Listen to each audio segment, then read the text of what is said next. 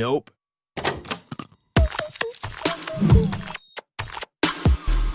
Wow.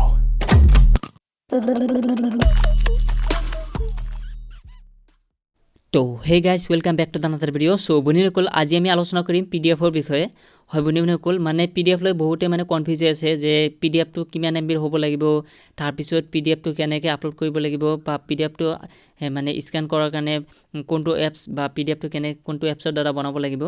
তো সেই বিষয়লৈ মানে বহুতে কমেন্ট কৰি আছে। তো ভাবিলো যে আপোনালোকক PDF ৰ বিষয়ে এটা ভিডিও বনাই কৈ দিও আৰু লগতে এইটো কথাও কৈ দিছো যে আপোনালোকৰ যি এক্সামৰ PDF সেই PDF টো এটা আপলোড কৰিব লাগিব, অৰ্থাৎ আপোনালোকে 10টা পেজ 10টা PDF হ'ব লাগিব। মই যোৱাকালিও কৈছিলো আৰু আজি মই মানে যিসমূহ ছাত্ৰ-ছাত্ৰীয়ে এক্সাম দিছে সেইসমূহ ছাত্ৰ-ছাত্ৰীক মানে কন্টাক্ট কৰিছিলো আৰু মোৰ ফ্ৰেন্ড মানে বঙালী হয়, তো তাৰ কাৰণে মই কল ৰেকৰ্ডিংটো শুনাব নোৱাৰিলো আৰু হি স্ক্ৰীন ৰেকৰ্ডো কৰা নাই, তো তাৰ বাবে সৰি।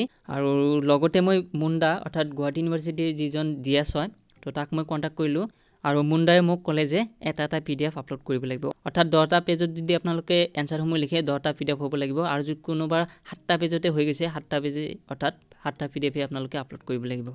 আৰু PDF টো বনোৱাৰ ক্ষেত্ৰত প্ৰথমে আপোনালোকক কৈ দিছো যে আপোনালোকে Adobe Scan ইউজ কৰিব আৰু এটো মই যোৱাকালিও কৈছিলো যে Adobe Scan টো আপোনালোকে ইউজ কৰক আৰু তাৰ আগতেও কৈছিলো Adobe Scan টো বহুত ভাল আৰু Adobe Scan ইউজ কৰিলে আপোনালোকে 1 MB তলত মানে PDF টো সেভ কৰিব পাৰিব আৰু গুড কোৱালিটি হ'ব, অৰ্থাৎ বেটাৰ কোৱালিটি বুলি ক'ব পাৰি, মানে বহুত ধুনীয়া কোৱালিটি হয়। তো এতিয়া চাও হক যে কেনেকৈ আপোনালোকে এই PDF টো বনাব লাগিব। তো বন্ধুসকল এই PDF টো আপোনালোকে কেনেকৈ বনাব হেতু মই এতিয়া লাইভ দেখাম। তো ইয়াতে চাওক যে মই Adobe Scan টো ইয়াতে ওপেন কৰি আছো। তো মই এটো ওপেন কৰিলো, কৰাৰ পিছত মই কেইটামান পেজ লৈছো, এইকেইটা মোৰ প্ৰজেক্টৰ হয়, এটো হেৰি এক্সামৰ কাৰণে বা অনলাইন এক্সামৰ কাৰণে যে হেতু হেৰি নহয়, এটো মই এটা এক্সাম্পলৰ কাৰণে আপোনালোকক এনেকুৱা পেজ 5টা মান লৈছো, এটো প্ৰজেক্টৰ কাৰণে আৰু ইয়াতে হ্যান্ডৰাইটিং নাচাব বহুত বেয়া। তো ইয়াতে চাওক, তো আপোনালোকে যেতিয়া এনসাৰসমূহ লিখিব, লিখাৰ পিছত এনেকুৱাকৈ মানে হেৰি Adobe Scanত আহি কিনে আপোনালোকে এই পেজ কেইটা মানে সিৰিয়াল বাই সিৰিয়াল ইয়াতে চাওক যে 41 আছে, মানে 42 এনেকৈ মানে আপোনালোকে 1 2 3 এনেকৈ যিকেইটা মানে পেজত লিখে আপোনালোকে 10টা লিখে বা হেৰি 5টা লিখে, তো তেনেকৈ আপোনালোকে মিলাই ল'ব। তো ইয়াতে স্ক্যান কৰাৰ কাৰণে আপোনালোকে ইয়াতে ক্লিক কৰিব লাগিব, মই ইয়াতে ক্লিক কৰিলো। সো ক্লিক কৰাৰ পিছত ইয়াতে চাওক যে আহিছে। তো এখন আহিলে আহাৰ পিছত আপোনালোকে ইয়াতে কি কৰিব, ইয়াতে চাওক যে কালাৰ বুলি এটা অপচন আছে, ইয়াতে মই ক্লিক কৰিলো। ক্লিক কৰাৰ পিছত ইয়াতে চাওক যে অৰিজিনাল আছে, তো ইয়াতে মই অৰিজিনাল ক্লিক কৰিলো। সো অৰিজিনালত ক্লিক কৰাৰ পিছত ইয়াতে চাওক যে ডাইৰেক্ট হুবহু যেনেকুৱা তেনেকুৱা আহিছে আৰু ইয়াতে কোনো ধৰণৰ মানে প্ৰবলেমও নহয়, ইয়াতে একদম হুবহু সেম টু সেম আহিছে। তো এনেকৈ আপোনালোকে কালাৰ কৰি দিব।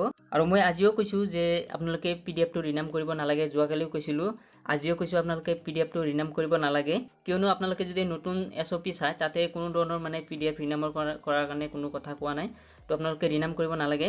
তো এতিয়া সেভ কৰিব কেনেকৈ, সেভ কৰাৰ কাৰণে ইয়াতে চাওক যে ওপৰত সেভ বুলি এটা অপচন আছে, সো এটোত মই ক্লিক কৰিলো।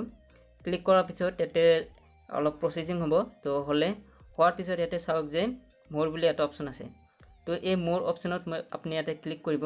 ক্লিক কৰাৰ পিছত ইয়াতে চাওক যে কপি টু ডিভাইস, সেই কপি টু ডিভাইসত আপোনালোকে ক্লিক কৰিব। তো মই ইয়াতে ক্লিক কৰিলো। ক্লিক কৰাৰ পিছত ইয়াতে চাব যে সেভ বুলি এটা অপচন আছে, তো এটোত ক্লিক কৰিব। ক্লিক কৰাৰ পিছত আপোনালোকে সেভ হৈ গ'ল এটো। আৰু কিছুমানে কৈ আছে দাদা আমি Adobe Scanত কৰিছিলো কিন্তু মানে ক'ত সেভ হয় হেতু আমি বিচাৰি নাপাও। তো আপোনালোকে হেৰি মেমৰিত যাব, মেমৰিত যাৰ পিছত ইয়াতে চাওক যে মোৰ এক্সটাৰ্নেল মেমৰি নাই, ফোন মেমৰি। তো আহাৰ পিছত আপোনালোকে ইয়াতে চাওক ডাউনলোড বুলি এটা অপচন আছে, মানে ফল্ডাৰ আছে, সেই ডাউনলোডত আপোনালোকে যাব। যাৰ পিছত ইয়াতে চাব যে ৰিসিভ বুলি এটা অপচন আছে, এয়া ৰিসিভ। তো ৰিসিভত ক্লিক কৰিলো, ইয়াতে চাওক যে অলপ আগত যেটো কৰিলো ইয়াতে চাওক যে হেতু আহিছে ইয়াতে। তো এনেকৈ আপোনালোকে গোটেইকেইখন PDF এটা এটাকৈ বনাই ল'ব। তো বন্ধুসকল আশা কৰো আপোনালোকৰ কনফিউজটো দূৰ হ'ল আৰু লগতে আকৌ কৈছো যে আপোনালোকে PDF এটা এটাকৈ বনাই এটা এটাকৈ আপলোড কৰিব লাগিব, মানে 10টা পেজৰ 10টা PDF হ'ব। তো এই আছিল ভিডিওটো। যদি ভিডিওটো ভাল লাগিছে লাইক এণ্ড শ্বেয়াৰ কৰিব আৰু কমেন্ট কৰিবলৈ নাপাহৰিব যদি কিবা মনত কোৱেশ্চন আছে। তো এই আছিল ভিডিওটো, আজিলৈকে মানে বাই। Open eye, feel the waves cut through me, hypnotized